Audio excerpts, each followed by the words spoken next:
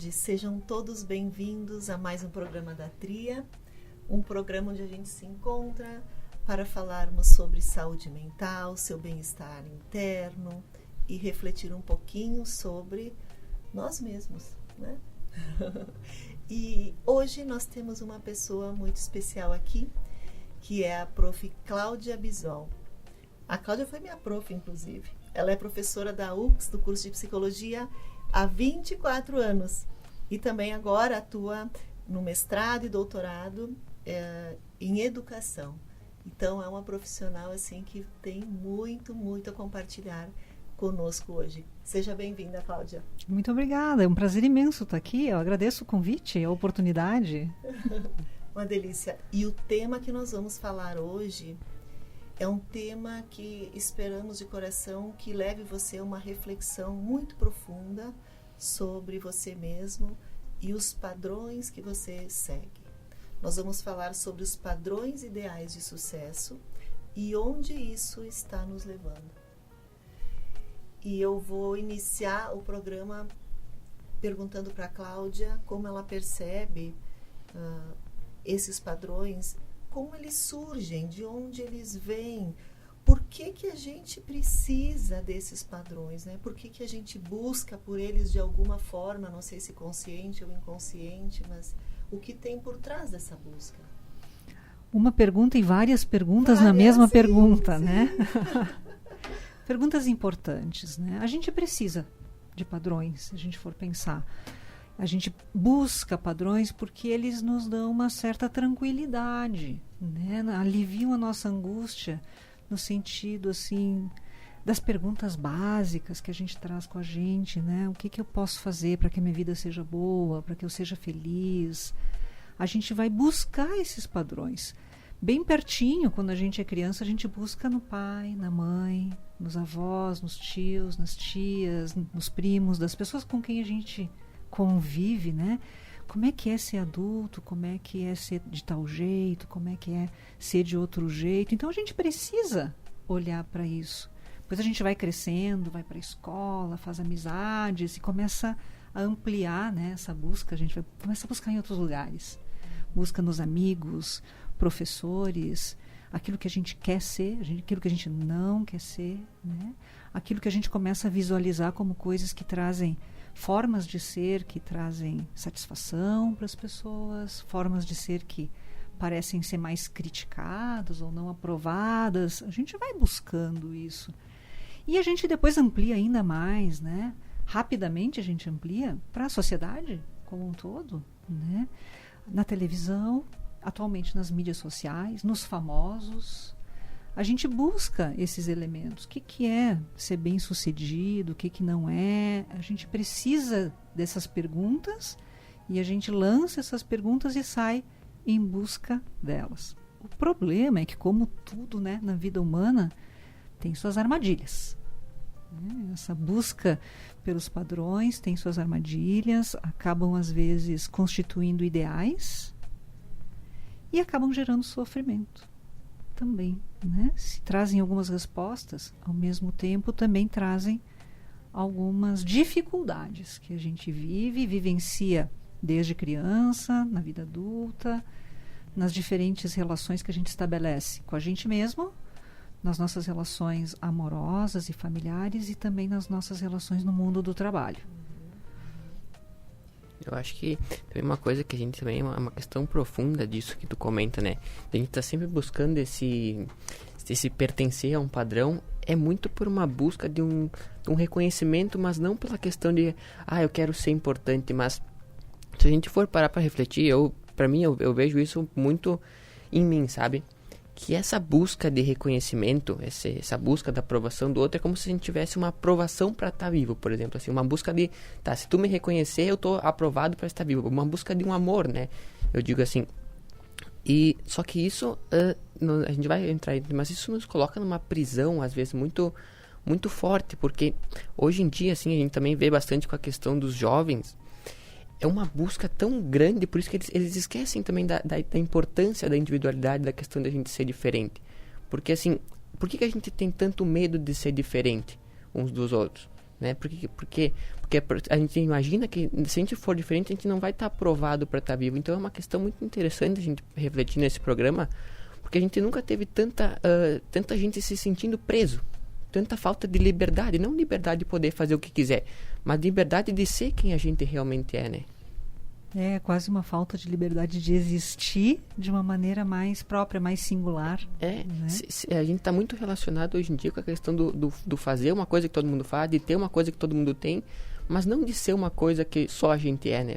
Que nem a gente falou em vários programas também, desse fazer, do ter, mas ignorar totalmente o ser, né? Que o ser é diferente, ninguém é igual, né, uns aos outros. Eu gosto de pensar que a gente... Por exemplo, vamos pensar numa outra coisa. Comer. Comer é importante. A gente precisa comer para viver, a gente precisa comer para se sentir bem, para seguir vivo. Mas comer em demasia traz problemas. Traz problemas de saúde. A pessoa pode vir a ficar diabética se ela comer doce em demasia.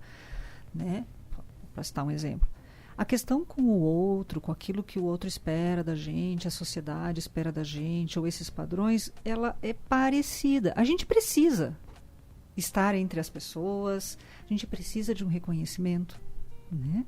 De um pertencimento, faz bem para a gente, tá entre pessoas que compartilham ideias parecidas, encontrar, né, no mundo social, no mundo do trabalho, da escola, do lazer, encontrar pessoas que se identificam com os gostos da gente, que a gente se identifica com elas. Então, é importante. Só que, assim como o exemplo que eu dei na comida, né? Se isso assume um papel relevante demais, importante demais, acaba também criando uma armadilha.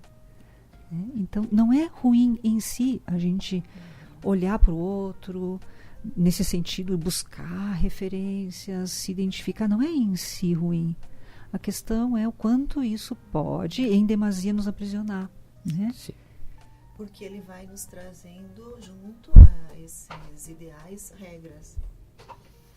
E as regras daquilo que é desejável, daquilo que é permitido e daquilo que é proibido, né? Dos tem que e os não pode. Vejo que uma das dificuldades é que essas regras são muito rígidas. Não existe uma flexibilidade ali. É muito interessante. Se a gente pensar muitos anos atrás, essas regras eram rígidas, colocadas assim, por exemplo, pela religião. Né? Tinha que obedecer muito certos padrões, ou pela sociedade em si, assim, para entrar em determinados espaços sociais. Hoje mudou um pouquinho, né? Mas elas estão aí também. Elas estão nas redes sociais, por exemplo. Né? O que eu tenho que fazer para ser aceita no meio dos meus amigos? O que eu tenho que postar? O que eu tenho que lugares eu tenho que frequentar para que eu possa aparecer bem nas mídias sociais, né? Para que eu possa ser curtida pelos meus amigos? Ou como é que eu devo ser para ser uma boa mãe, ou uma boa namorada, um bom esposo? O que a sociedade vai publicar lá no blog de não sei quem, no Insta de não sei quem, ou num podcast, me dizendo o que eu tenho que ser, como se isso fosse garantir para mim, né? Se eu conseguir fazer aquilo que estão me dizendo, nossa, eu estou feita porque eu estou, né? Garanto uma certa felicidade. Aí se torna uma armadilha, né? Uma sensação de eu estou seguindo as regras. O fluxo, então, vem com isso uma promessa de felicidade, né? E eu vou dar um exemplo que eu acho que a gente vê muito em consultório, né? A gente escuta muito dos nossos pacientes que estão buscando repensar suas questões, né? Ter ou não ter filhos. Né? O que é o certo? Que as pessoas possam se perguntar se elas querem ter filhos ou querem não ter filhos. Às vezes as pessoas se colocam assim, eu tenho que ter filhos, e elas nem param para se perguntar se elas desejam, mas é aquilo que os pais esperam, o sogro e a sogra esperam, ou a sociedade espera de mim, que eu seja uma boa mãe, um bom pai, um bom profissional, e tudo, eu tenho que ser bem sucedido em tudo, né? Ou às vezes não ter filhos também pode estar vindo como imposição. Não pode ter filhos porque tem que ter uma carreira bem sucedida e não pode nem desejar ter filho agora. Como assim, né? E vem com cobrança. Com cobranças muito fortes. Julgamentos, críticas. Então é como se tivesse assim uma história única. Né? E a gente tivesse que, de certa forma, olhar para essa história e o que eu devo, O que eu posso ou não posso, o que é proibido para mim. Não, eu só ia complementar, seria tão bom se a gente pudesse se perguntar. É isso que eu queria comentar também. A gente deixou de lado muito o poder que é a autoconsciência, do que é importante para mim. Porque a gente gosta de trazer muito essa questão nesse programa, que assim, a vida, assim, num geral, por mais que a gente tenha feito dela um grande sofrimento, ela é um maior mistério, o maior milagre que existe no mundo. A gente muitas vezes só vê isso quando está perto da morte. Eu digo por mim. E assim, o maior objetivo da nossa vida, assim, em si, é viver. E é a experiência do certo e errado, do erro, do acerto, porque assim, o que é esse padrão que a nossa sociedade, que está hoje em dia doente, construiu? Um sucesso polarizado. Muita felicidade, muita saúde, muito dinheiro, muita perfeição, muito tudo. Só que nada, né, no planeta Terra, pelo menos, se permanece num polo. A vida é impermanente. As coisas, para a perfeição, significa fluir entre os dois polos, porque isso gera experiência. A única coisa que nós estamos fazendo aqui, experimentando. Porque se a vida é uma eterna jornada, então a gente não tem um objetivo. Se a gente alcança aquilo lá, a gente não vai deixar de morrer. Então, a vida é uma experiência. O que acontece? A nossa sociedade hoje em dia, e dá para ver isso em todas as questões do mundo, está doente. Tem uma certa expectativas doentes de uma perfeição. Então, a gente vê isso muito nitidamente quando alguém comete um erro. Hoje em dia, né? As pessoas descascam a pessoa porque idealizam essa vida polarizada. E inconscientemente a gente busca isso dentro de nós. E isso nos como se fosse matar uma parte da vida em nós. Eu digo isso porque eu gosto de lembrar sempre, para a gente fazer um gancho para entender isso mais profundamente, de como é que era a nossa, como é que a gente via a vida, ou como é que uma criança vê a vida. Por que uma criança vê a vida de uma forma tão leve? Porque ela não tem dessas expectativas, não tem toda essa carga de crenças que a gente vai acumulando na mente conforme a gente cresce, passa na escola, na família, na igreja, tudo. Então ela não tem uma expectativa de um sucesso polarizado. Então, o que seria o fracasso, então, né? Porque onde é que estaria a tristeza? A nosso sofrimento em tudo, assim, vem, eu, na minha opinião, vem da gente querer sempre estar essa busca de sucesso e controlar tudo para alcançar essa vida. E quando a gente não consegue, bom, a gente tem motivo para depressão, assim, na nossa mente, né? Eu acho que é muito isso, essa questão do padrão, é uma reflexão profunda do que é a vida. Isso nunca a gente vai chamar a resposta padrão para isso, porque cada pessoa está aqui para experimentar uma coisa diferente.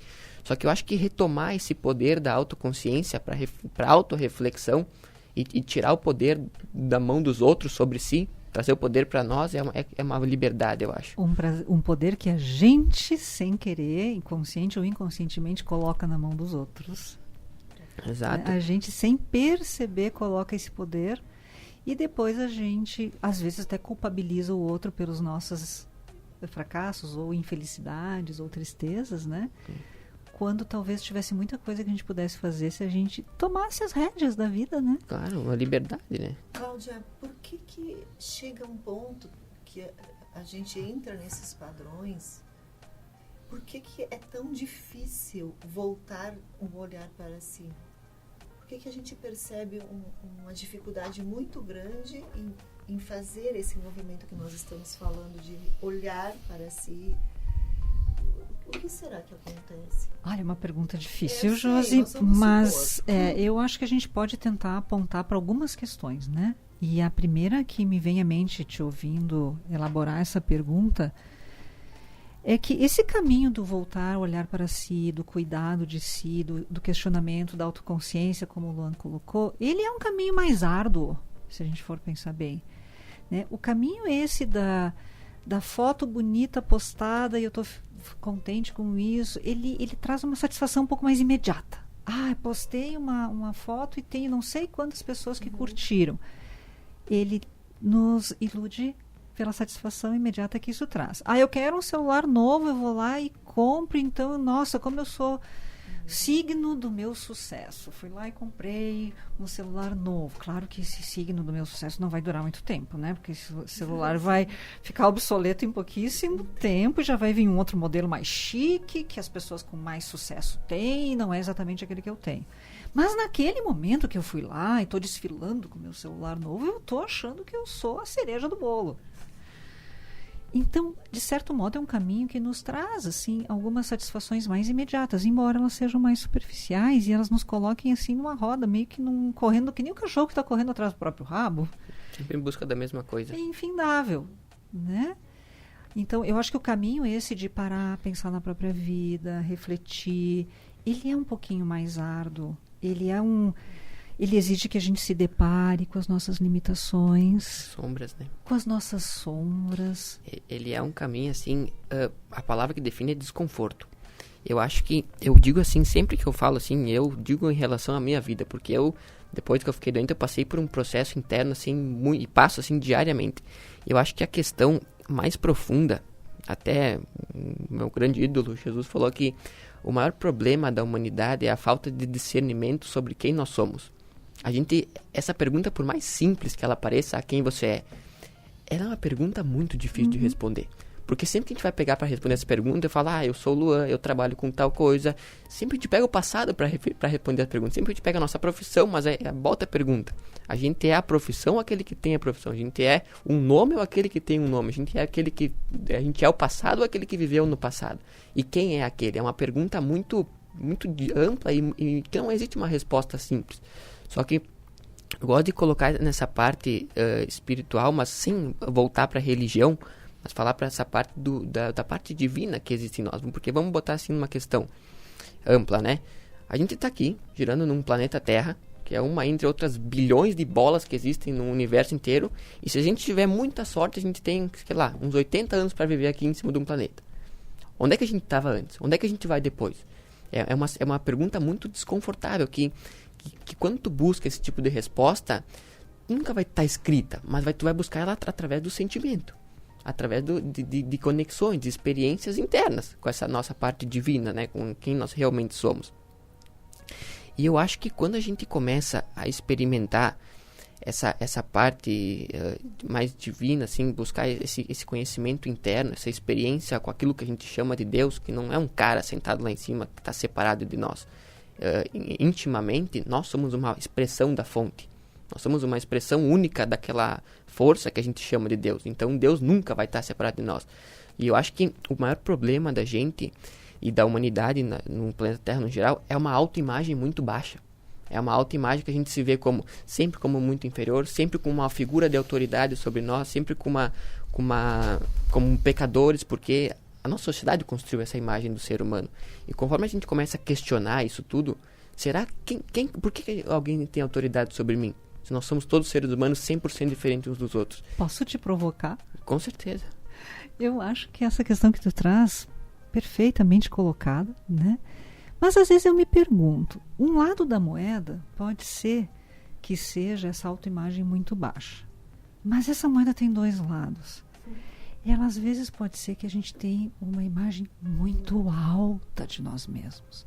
A gente se acha importante demais, a gente acha que a gente vai conquistar tudo, conseguir tudo, que a gente deve e que a gente teria condições de controlar todos os aspectos da nossa vida. O outro não, ele não, mas eu sim, eu vou conseguir, eu vou responder. Nessa hora a gente está do lado da moeda, né, narcisicamente, se achando a cereja do bolo e tendo dificuldades de lidar com aquilo que faz parte de nós, que é também o nosso erro, o nosso fracasso, aquilo que a gente não controla, aquilo que a gente se esforça por conquista, mas depois perde, porque a vida é muito dinâmica. Então a gente conquista uma certa maturidade, uma certa tranquilidade, mas daqui a pouco a vida apresenta um outro desafio e de novo a gente pode estar se sentindo com dúvidas. Né? E eu adorei essa pergunta, assim, e aí a gente for parar para pensar nisso, o porquê que essa autoimagem tão grande, aquela pessoa que se acha Deus, tá? Que se acha tudo, o porquê que ela faz isso? O que ela busca no fundo? Mas às vezes, né, isso vem muito mascarado, né? Sabe onde que eu acho que aparece esse brincar de ser Deus? Quando tu não se perdoa, quando tu não aceita os teus próprios erros. Quando não busca ajuda. Acha que só tem que dar e eu não preciso receber. Então, ela vem muito disfarçada de humildade e, na verdade, tu pode observar quando tu brinca de ser Deus nas exigências que você faz consigo mesma, que não são nem humanas, porque tu se cobra uma perfeição. Por quê? Porque tu acha que tu deveria responder. É claro, mas daí se a gente for parar nessa reflexão, a gente volta para a questão das crenças da nossa sociedade. Em ver o mal, sei lá, essa atitude assim, egoísta em relação à vida, como uma coisa ruim. Ou como uma coisa que tem que ser destruída. Só que a raiz do mal nunca é... O mal, em essência, não é verdadeiro. A raiz do mal é o medo. É uma criança apavorada que vive dentro de nós. Eu digo isso por mim. Até que a gente não para olhar para nossas sombras sem vergonha, mas assim, olhar para nossas sombras sempre como uma criança corajosa que sofre no planeta. Assim, quando a gente encarna no planeta, a nossa criança necessitaria de muito amor para não ser ferida. Só que conforme a gente vai crescendo, essa criança é como se estivesse tomando pedrada. Ela nasce em busca de se defender. E eu acho que sempre que a gente olhar para a nossa parte sombria, com esse olhar assim, com compaixão pela nossa parte que seria mal, e não olhar com isso com vergonha, a gente vai ver que assim, nunca em nós existe uma parte que é essencialmente ruim. Mas sim uma criança apavorada que vive dentro de nós que precisa desse cuidado. E a nossa sociedade, o que acontece? Ela quer destruir o mal porque vê o mal como uma coisa assim... esse cara criou o mal. Mas a raiz do mal é o medo. E o medo precisa de amor. Eu acho que aí tu entra numa questão das próprias limitações que nós vamos tendo, né? E nós conversávamos, eu e a Cláudia, antes do programa, falando sobre as ameaças, né? Oriundas da própria natureza humana, que nos impede a vivermos essa vida supostamente ideal, que são as coisas naturais nossas, né? E, Cláudia, vamos falar um pouquinho disso, assim, para a gente compreender tudo que tem por trás e trabalhar um pouquinho essa análise, percepção entre expectativas de uma suposta felicidade ideal, né? Uma vida ideal e realidade.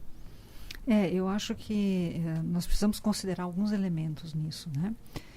A questão da fragilidade que tu trazes me remete a uma contribuição assim do Freud num livro chamado Mal-Estar da Civilização, que a partir disso assim é tomado por muitos filósofos, sociólogos, né, antropólogos, porque ele coloca com muita clareza 3 fontes para o sofrimento humano, né? Uma dessas fontes seria o poder da natureza. A natureza, a gente pouco consegue em relação ao poder da natureza, por mais que a gente tenha hoje em dia vencido muito disso, ambientes são climatizados, a gente tem roupas adequadas, a gente tem casas mais adequadas, mas basta ver o que aconteceu no nosso estado há pouquíssimo tempo, quando a natureza se mostra em todo o seu poder, nós ficamos muito amedrontados, porque a gente se dá conta da nossa fragilidade. Vulnerabilidade. Né? Vulnerabilidade, a natureza ela é soberana, por mais que a gente tenha evoluído tecnologicamente, a gente ainda não consegue dominar a natureza. Né? Vulcões, terremotos, enchentes, enfim. O nosso corpo, por mais que a medicina tenha evoluído, né?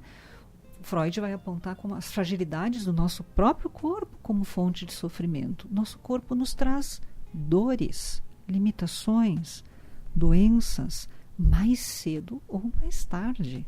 A gente pode, às vezes, enfrentar uma doença na juventude. Se a gente não enfrenta na juventude, a gente enfrenta na vida adulta ou na velhice. Mas é inegociável isso, porque é do corpo. E a gente vai perdendo, esse corpo vai perdendo suas capacidades, ele vai se cansando mais, a visão vai ficando com mais dificuldades, a audição. O próprio envelhecimento traz limitações. Então, o nosso corpo, que a gente precisa dele, a gente é esse corpo, ele nos traz alegrias, ele nos traz potencialidades, mas ao mesmo tempo, Freud alerta, olha, a gente não domina também. Tem um processo que é maior que nós, que é a própria fragilidade, envelhecimento e morte desse corpo. E a terceira fonte de sofrimento que ele aponta são as próprias relações humanas. Né? A gente mesmo constitui as relações que a gente precisa, mas essas relações que a gente desejaria que nos tranquilizassem, acolhessem, completassem, elas fazem isso, mas elas também são fonte de conflito, elas também são fonte de dor. As relações também nos frustram, né? A gente também dá cabeçadas, comete erros, nós somos traídos, nós traímos, a confiança, ou qualquer forma de traição que a gente possa imaginar, ou seja, nós também padecemos nas relações sociais, nas relações amorosas, nas relações familiares. A gente sabe que a família, sim, nos traz muitas alegrias, mas a família nos traz muito sofrimento também. Né? Não existe uma família perfeita que consiga suprir tudo, que esteja sempre ali com tudo. Não, ao contrário, a realidade é outra. Família como fonte de conflito. Então Freud coloca essas 3 questões para a gente refletir, né? Como a gente se vê as voltas disso em qualquer sociedade. Isso muda um pouco no sentido de o que vai representar mais sofrimento ou menos num determinado momento histórico, numa determinada sociedade, claro, com o passar dos anos, mudam às vezes as regras sociais, aquilo que era muito proibido 200 anos atrás, hoje em dia talvez não seja mais, agora é outra coisa que é proibida, então muda, mas o fundamento são esses 3. Sim. É muito interessante isso que tu fala, porque realmente, se a gente for para pensar, esses 3 aspectos é praticamente a maior fonte do nosso tipo de sofrimento que a gente tem na Terra. Só que eu acho que se a gente está aqui é para refletir, para pensar, e vou trazer uma questão que eu percebo também, que é a seguinte.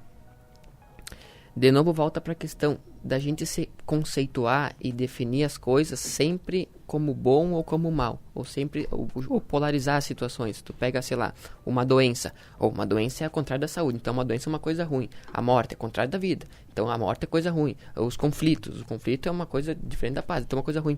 Só que sempre que a gente volta para polaridade, tem sofrimento. Só que eu digo porque eu digo assim, por mim, o meu tumor no cérebro que eu tive, na hora parecia uma coisa ruim, né? Medo de morrer e tudo mais. Só que depois eu percebi que foi a melhor coisa que aconteceu comigo. Então acho que as crenças que a gente tem sobre as coisas define muito como é que a gente enfrenta essas situações. Porque assim, por que a morte... Eu vou falar uma coisa, não é pesada, mas por que a morte seria ruim? Por que a morte é algo ruim se é algo da vida? E se a morte fosse um retorno para nossa verdadeira lar? Para o nosso verdadeiro aconchego, para a volta de ser quem a gente realmente é? E se a doença fosse a nossa cura? E se o conflito fosse nos levar à paz? A forma que a gente vê as coisas, eu acho que define muito a forma que a gente se sente e encara as percepções da vida. O que vocês acham? Esse exercício de perguntar-se que tu está fazendo, tu fez uma sequência de perguntas muito importantes. Eu acho que é isso que a gente está... O foco da nossa discussão, um dos focos é esse, diante do que a vida propõe, diante dos desafios, diante das limitações, das fragilidades, daquilo que não cumpre os ideais que a gente gostaria, que perguntas a gente pode fazer para a gente mesmo? Né? Porque quando a gente faz uma pergunta, a gente abre uma porta. A gente abre a porta para o pensar, para o criar, para incluir potencialidades, possibilidades que, se a gente não se pergunta, elas não surgem do nada. Não é que eu estou caminhando na rua e tropeço numa potencialidade. Não. Não, eu estou caminhando na rua e uma criatividade surge para mim de como eu posso viver a minha vida porque caiu na minha testa. Não. É a partir das perguntas. Essas todas que tu fez e tantas outras que a gente pode se fazer. Né? Eu estou tomando essa decisão, escolhendo essa carreira, decidindo sobre minha vida amorosa. Eu estou parando para pensar, é isso mesmo que eu quero? O que me faz feliz? Que outras possibilidades eu teria? De que forma eu posso constituir a minha vida profissional? De que forma eu posso constituir meus amores, meus desamores? Seja com pai, mãe, irmãos, filhos, cônjuges, companheiros, companheiras. É a pergunta.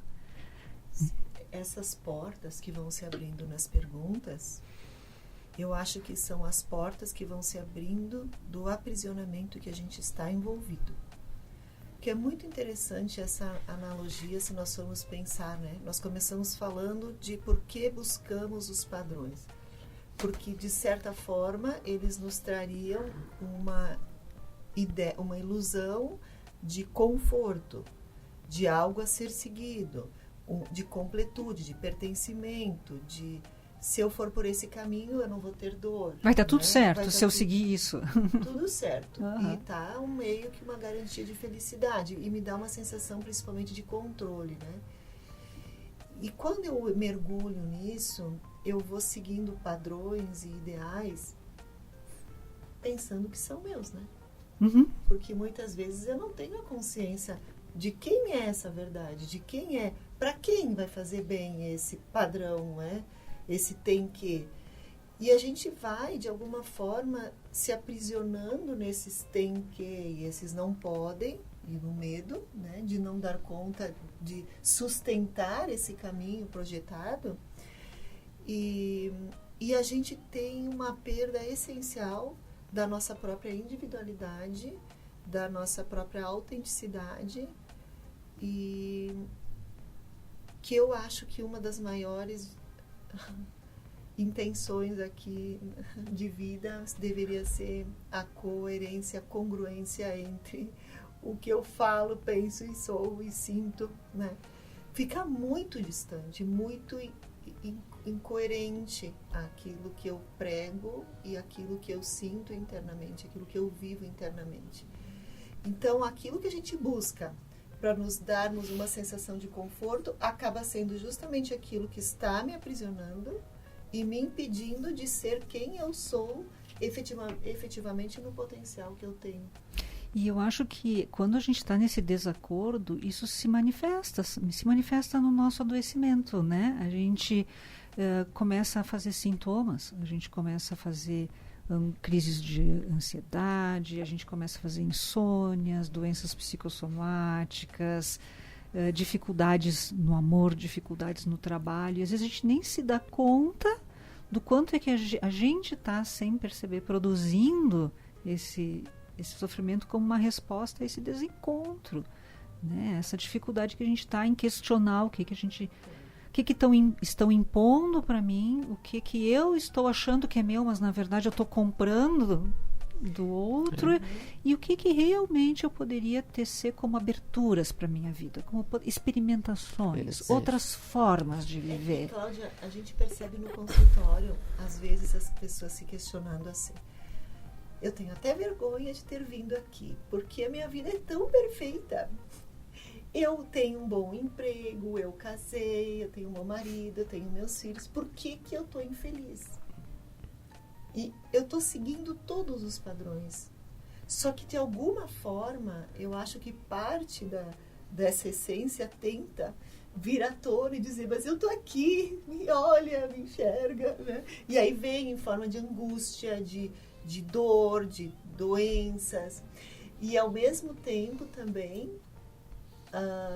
já tive várias pessoas que chegaram num auge de desespero. O Luan usou a palavra desconforto, eu acho que é desespero de eu não sei mais quem eu sou. Não sei mais se eu quero esse trabalho, se eu quero esse marido, se eu quero essa vida que eu tenho, mas eu também não tenho ideia do que eu quero, eu não me reconheço. É um vazio, é uma escuridão, é um desespero. Por quê? Porque quando olhou para si de verdade, não se reconheceu. E aí vem E eu adoro, né, quando chega assim, né? Porque agora nós vamos falar de ti. Parece que precisa chegar nesse estado de que parece um abismo. É onde, então, tu para de olhar e começa a fazer essas perguntas e busca de respostas. Eu acho muito interessante isso que tu fala, porque esse é um sentimento, assim, que muita gente está experimentando agora. Porque eu digo assim, eu tive um tumor, assim, no cérebro, e depois que eu me curei, eu entrei em uma profunda depressão, assim, porque realmente isso aí, eu tava com tudo de novo, tava minha saúde restaurada, tava voltando pra vida, e parecia que faltava alguma coisa. E eu digo assim que essa depressão depois do tumor é muito pior que o tumor. Porque assim, uma doença normal, um câncer, enfim, tu tem um problema ali que tu sabe aonde resolver. Então, se tu resolve o problema, tua doença acaba. Se tu não resolve, o problema te mata. E o problema é simples de tu enxergar.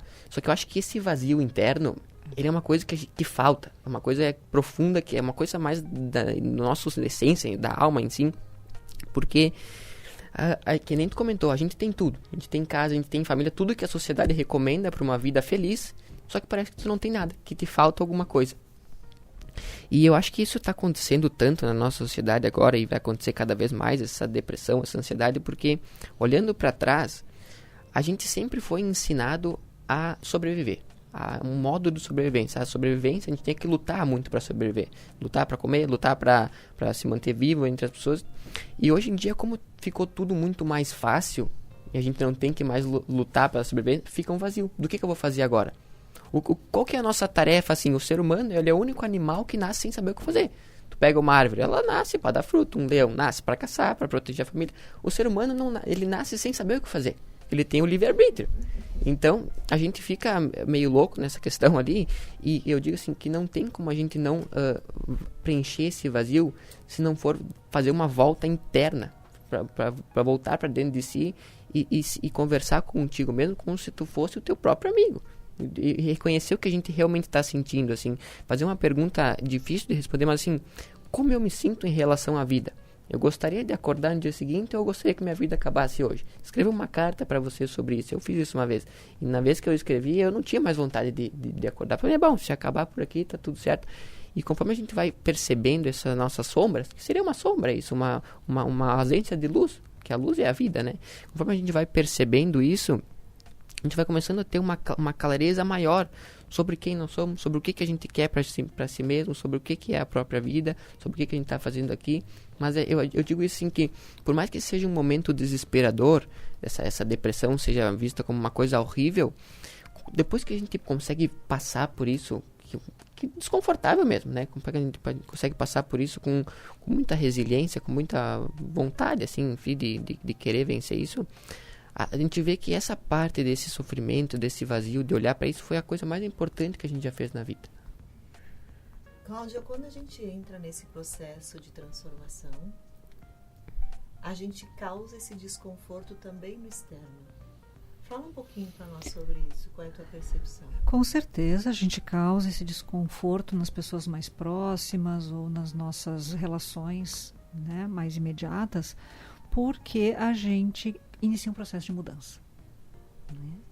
A gente iniciando um processo de mudança, a gente questiona o lugar das coisas. Isso que me servia até o momento, talvez não me sirva, mas talvez ainda me sirva, né? Como se a gente pegasse, faço uma analogia às vezes com os meus pacientes em início de tratamento, né? Se a gente tem um armário lá cheio de coisa, só que esse armário está entulhado, ele não está mais servindo muito para muita coisa. O que a gente faz com esse armário? A gente vai precisar abrir gaveta por gaveta, olhar prateleira por prateleira. Tem muita coisa ali que serve ainda, que é boa, que precisa ser mantida. E tem algumas coisas que nunca nem deveriam estar ali, que não deveriam nem fazer parte desse armário. E tem algumas coisas que já serviram, elas foram importantes e elas podem ficar na lembrança, mas não precisamos mais delas agora. Nesse novo momento de vida, por ter vivido determinadas coisas, por ter experienciado determinadas situações. Então, claro que isso causa um descompasso com aquela imagem que se tinha, com aquele modo de funcionar que se tinha antes, e vai, com certeza, impactar as pessoas mais próximas, né?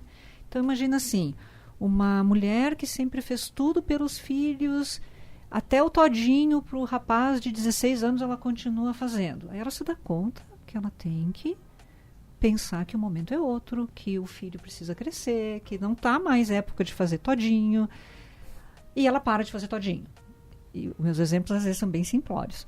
Aí o cara no início vai reclamar, poxa mãe, tu sempre fez todinho, qual é o problema de fazer o todinho? Filho, tu tem 16 anos, né? Mas depois vai ser ótimo para esse rapaz de 16 anos que está na hora de fazer o próprio todinho, ou abandonar o todinho e tomar outra coisa. Então, num primeiro momento, a mudança que essa mulher coloca na vida dela desarticula algo que estava arranjado de um determinado momento, de um determinado modo, né? Mas depois, isso muitas vezes convida todo mundo que está próximo a talvez poder também realizar mudanças importantes. Então, sim, desacomoda, é desconfortável. A gente gostaria de mudar sem mudar nada. Eu quero mudar minha vida, que minha vida não está boa. Daí começa a mexer. A gente, no fundo, não queria mudar porque dá trabalho, né? Mas... E muita gente, né, Cláudia, pode, talvez nesse momento onde começam os confrontos da mudança, retornar, né? Claro, claro. Por não dar conta de fazer diferente. Por isso que a gente tem que ter paciência com a gente mesmo, inclusive, né? A gente às vezes caminha 2 passos para frente, depois volta um passo, depois anda mais 3, às vezes recua 4. A gente precisa ter amor e paciência com a gente mesmo nesse processo e com as pessoas que estão ao redor, né? E eu acho que é muito importante que a gente precisa ativamente buscar isso. Tu fala muito, Luan, do teu adoecimento, do teu tumor, né? Percebi que é um marco na tua vida, né? Mas isso só te trouxe coisas boas, eu vou ousar dizer, porque tu parou e tu te propôs a ressignificar a tua vida. Se tu tivesse tido a mesma coisa, mas não tivesse feito essa proposta, talvez tu voltasse a ser o Luan de antes, sem que isso te trouxesse nada de bom. Né? Quando a gente sofre determinadas coisas na vida da gente e a gente para ressignificar, é aí que elas causam, nos ajudam a fazer essas mudanças. É uma busca ativa pela mudança, pela via. Pode ser de um tratamento psicoterápico, pode ser da espiritualidade, pode ser o esporte para pode ser tudo isso junto, a espiritualidade, o tratamento, o esporte, pode ser as amizades. Aliás, eu acho que quanto mais recursos, melhor, né? Mas é uma busca do sujeito. Essa porta se abre por dentro. A chave está lá de dentro. E só tu tem a chave. Só a gente. Cada um de nós tem essa chave. A gente pode ter pessoas ao redor que nos ajudem. A gente pode buscar recursos que nos ajudem. Que bom quando a gente se dá conta de buscar esses recursos. Mas essa chave está na mão da gente e é por dentro. É interna, né? E uma coisa assim que a gente tem que valorizar mais na nossa vida é a forma que a gente se sente. É o nosso processo interno. A gente dá muito valor às coisas que a gente conquista na vida, às coisas que a gente mostra para os outros. Mas o nosso processo interno, a forma que a gente se sente, é a coisa mais importante que tem. Porque a vida, ela acontece dentro de nós.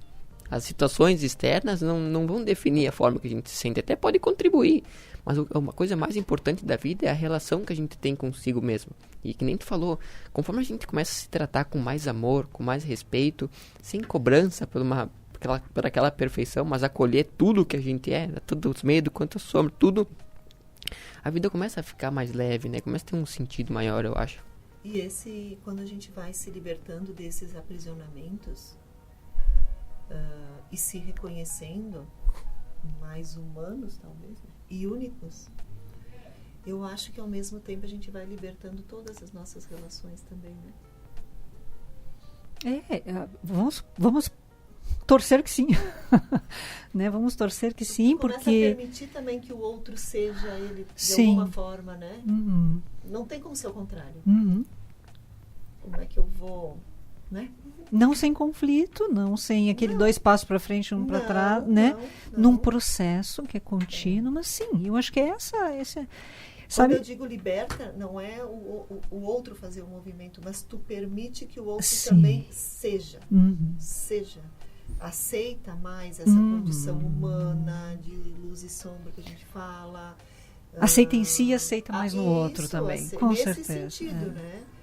Não estou dizendo que o outro vai mudar, porque aí não cabe, né? É o nosso. Nós não temos a chave. Mas tu tem uma aceitação melhor e muda muito a percepção que a gente tem sobre o outro. Vejo que diminui muito o julgamento, a crítica. O nosso olhar é muito crítico, meio maldoso, assim. A gente tem meio maldoso no nosso olhar. Ele é muito severo. Ele tenta colocar padrões em tudo em relação aos outros. A gente tenta enquadrar todo mundo dentro daqueles padrões que a gente segue como certo, né? Moldando, né? As nossas relações de pais e filhos, amorosas, de amizade. Então, quando eu acho que a gente vai se despindo dessas amarras, dessas prisões, né? Dessas imagens todas, a gente vai permitindo que o outro também faça. As relações, elas podem ficar mais conflituosas, né? Mas elas ficam mais genuínas, eu acho. E a questão, o problema não está no conflito. O problema está quando a gente faz, às vezes, tudo para evitar o conflito, não se depara com o conflito, porque o conflito é mudança, ele tem um lado muito positivo, de crescimento. Quebra de homeostase daquilo que é. E às vezes tu tá no horrível, né? Não é doentio. Sem conflito, como é que tu quebra a homeostase? Também é uma percepção errada de que o conflito é negativo. Como é que evolui se não tem algo novo? Tem uma questão que eu costumo pensar assim, né? Quando um casal, um jovem, às vezes, não importa, chega e diz assim: meu relacionamento é maravilhoso, nosso relacionamento, porque não tem conflitos. Eu me preocupo, na verdade, né? Porque como é que duas pessoas, uma diferente da outra, que estão se relacionando, não tem conflito? Isso às vezes significa que uma dessas pessoas está se submetendo ao outro, está deixando a si mesmo de lado. Então ela passa a gostar de tudo aquilo que o outro gosta, passa a aceitar tudo aquilo que o outro pede. Aí não tem realmente conflito, mas tem um potencial para um adoecimento gigantesco, porque vai chegar um ponto que isso não vai mais ser possível. Qual é a busca dessa pessoa diante dessa anulação? Qual é a intenção que pode existir? Não é uma resposta, são hipóteses. Por que essa anulação? A gente teria que olhar caso a caso isso, né? Às vezes é busca por aceitação, busca pelo amor, medo de perder, medo da solidão. A gente teria que olhar para cada um, essa resposta vai ser uma, né? Mas, então, voltando a esse exemplo, né? Se um casal tem conflitos, é sinal de saúde. E aí a forma como esse casal resolve seus conflitos vai fazer com que esse casal possa crescer, amadurecer, permitir que cada um mude, né? E o casal em si mude também. Então o casal era de um jeito no início do namoro, 5 anos depois é diferente. Que bom! 10 anos depois, que bom! Porque aí tem vida, tem mudança, tem crescimento. Movimento. Sempre que a gente parar para pensar, por mais que isso seja desconfortável, vai nos levar a crescimento. É que a gente vive numa sociedade onde o pão e circo, aquela política, nunca foi tão forte, né? Nunca foi tão forte. A gente é enfiado em entretenimento o tempo inteiro, a todo momento, para que a gente não pense no que realmente importa. Para que a gente não pense no que a gente está fazendo aqui da vida. Só que quando a gente para, não tem como a vida não ficar boa quando começa a pensar por si mesmo, né? Só que eu digo assim, muitas vezes a gente espera estar no abismo, no fundo do poço, ou lá tristão para pensar nisso, né? Por que não fazer essa mudança, a gente comentou, ativamente, né? Não buscar por isso, né? Eu acho que muitas vezes não se tem nem a consciência de que se está envolvido nisso. Porque essa tendência a padronizar, nos enquadrar, ela pode vir explícita ou sutil, né, Cláudia? Pode. De forma explícita é meio fácil até reconhecer hoje em dia, né, o que tem de gente no Instagram dando receitas de como viver. O que a gente deve fazer para ser feliz? O que a gente deve fazer para ser uma boa mãe, um bom pai, um bom marido, uma boa esposa, um bom namorado, uma boa namorada? Então aí está explicitamente colocado. Né? E mesmo explícito eu posso não me dar conta, né? Claro, porque aquela pessoa está representando um ideal de sucesso, né? A gente não sabe de fato como é que a vida daquela pessoa é. A gente está vendo ali a imagem que ela está transmitindo e a gente toma essa imagem por uma realidade. Né? Isso é muito forte em todos nós, né? Fácil tomar aquilo que a gente está vendo numa imagem como se fosse uma realidade. A gente esquece que aquilo que está indo ali para o Instagram está editado, que aquela foto que parece ter sido postada, tirada na surpresa, na verdade foi tirada 50 mil fotos e escolhida melhor e ainda retocada com os programas de edição de imagens, mas a gente pensa que, nossa, essa pessoa está simplesmente brincando com o cachorro e olha que foto maravilhosa, ou ela está simplesmente olhando para a câmera e olha que foto maravilhosa, eu não fico bem assim, eu isso, eu aquilo. Então, a gente se toma muito facilmente pelas imagens. Né? E aí o que o Luan estava dizendo, cada vez mais a nossa sociedade ela está se formatando em torno dessas imagens que a gente produz e consome, em busca dos likes, em busca do pertencimento, do curtir. Eu fazer sem saber por quê. Por que está fazendo? Todo mundo faz. Mas quando eu começo a olhar, é chocante os padrões, né, de se você quer conquistar alguém, você precisa fazer isso. Para você surpreender na cama, você precisa fazer isso. Para você atrair pessoas, você precisa fazer isso. Anulação total do que eu sou, né? É um padrão em cima de uma encaixopação em cima de 8 bilhões de pessoas diferentes umas das outras. Mas como dá certo? Quando tu começa a escutar essas regras, o problema é o que acontece internamente. Porque aí eu começo a achar que eu tô toda errada. Mas eu não faço assim. Meu Deus, eu já fiz isso e agora? Preciso mudar tudo. Preciso mudar tudo. Eu sou uma péssima mãe. Péssima.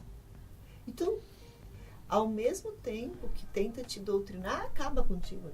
Porque se tu tem uma autoestima já baixa, uma insegurança interna, meu Deus, isso para te destruir... Mas é um prato cheio para a sociedade do consumo que a gente vive, porque daí tu tá descontente, tu vai buscar o próximo influencer, tu vai buscar o próximo livro de autoajuda, tu vai buscar a próxima receita, né? Então, tu vai buscar o próximo procedimento, a próxima roupa, o próximo celular, que aqui, né? Então, te joga nesse circuito. É o funcionamento de uma sociedade de espetáculo, espetacularizada, né?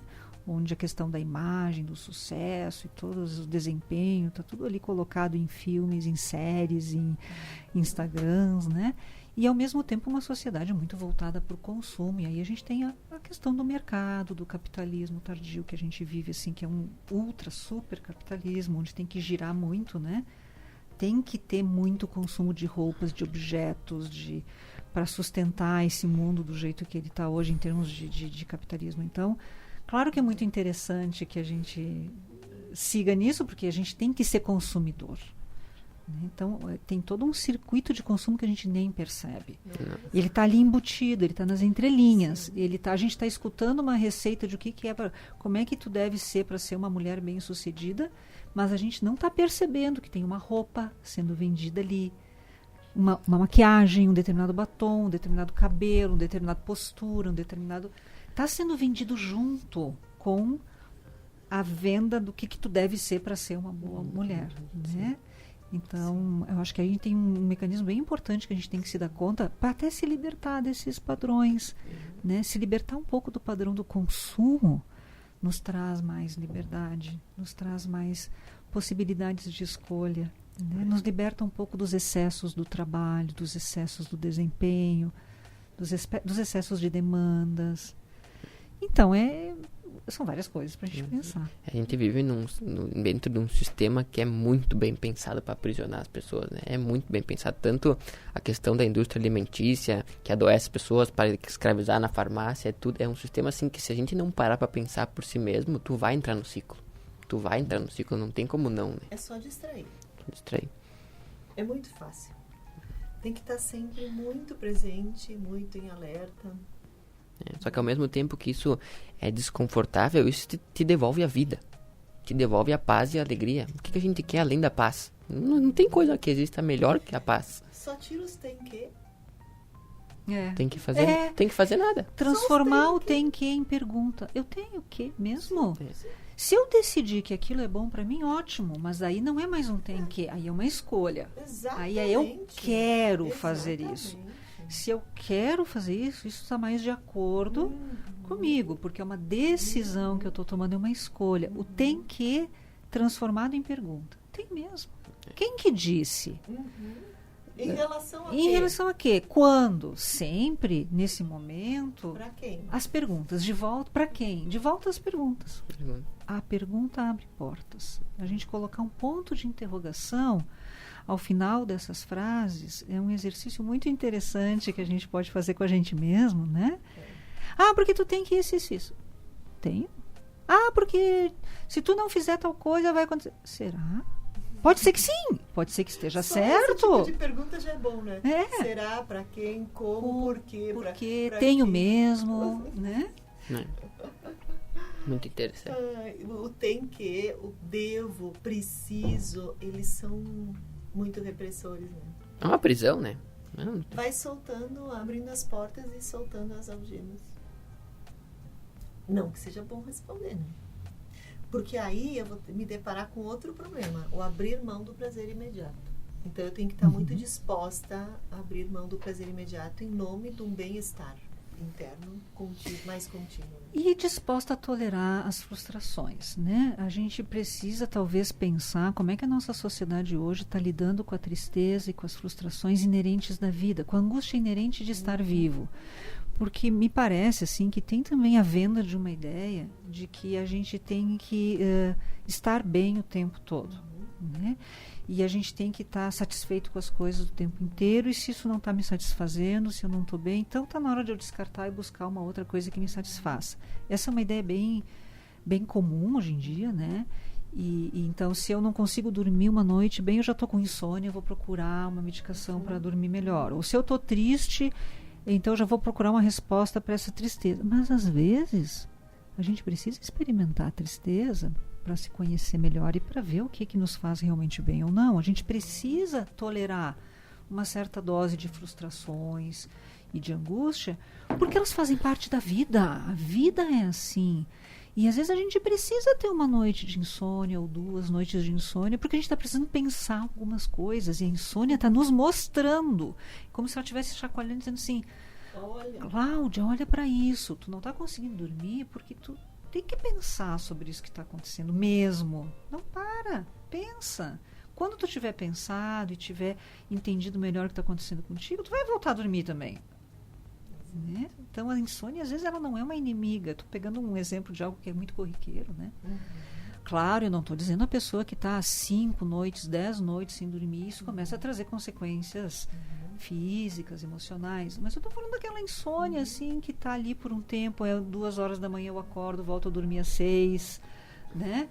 Ou eu acordo, durmo, não é aquele sono maravilhoso que eu gostaria, mas o que é que está perturbando o meu sono? Será que não é algo que eu realmente tenho que parar para pensar? Não é um sinal de que tem alguma coisa que está ali precisando ser revista na minha vida?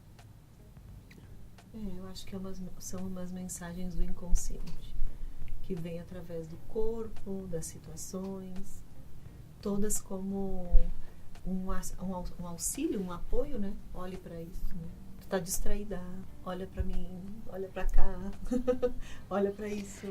Tem alguma coisa que não está bem, e tudo bem se tem alguma coisa que não está bem, porque a vida é feita também disso, né? Vamos olhar para isso, vamos pensar, refletir, buscar, né? Como a gente comentava antes, diversas formas, buscar na espiritualidade, buscar no esporte, buscar nas pessoas, buscar numa terapia, numa ajuda profissional. Diversos modos de buscar às vezes também, eu falei esporte, mas agora me ocorre na música, na dança, no teatro, na literatura, na arte, buscar em elementos que nos fazem bem e nos ajudam a pensar o nosso próprio corpo, nossa mente, nossas ideias, nossas crenças. É isso aí. Muito. Nossa, que profundo que foi nosso programa hoje. Estamos no horário, então? Estamos no horário. Alguma mensagem, Cláudia? Eu acho que só de gratidão a vocês por esse espaço, e gratidão também a todos que ouvem, param, pensam, refletem, porque eu acho que isso faz com que a nossa esperança numa sociedade um pouco melhor se renove, né? A nossa intenção é sempre deixar uma sementinha, né? Muito obrigada pelo convite, foi um prazer estar aqui. A gente que agradece. O prazer foi nosso. E de coração, a gente está aqui sempre com a intenção de poder entregar algo para que seja refletido, pensado, né? E pessoal, assim, para quem não conseguiu ver o programa completo, chegou na metade, vocês vão no Instagram, escreve Tria na Rede, nosso perfil é um perfil com o logo azul, e no link da biografia do nosso Instagram tem os links pro nosso canal do Spotify e do YouTube, onde a gente posta esse programa e todos os outros lá para vocês assistirem. Cláudia, tu tem o Instagram, rede social para deixar, pessoal? Tenho, chama-se Respingos de Freud. Ele é mais voltado assim para refletir alguns aspectos da teoria freudiana de um modo simples e didático, e também é uma forma de contato comigo, né, através do Instagram. Pelo meu nome, Cláudia Quati Bisol, as pessoas chegam nele também, se não é Respingos de Freud. Legal, e vai estar aqui na descrição também.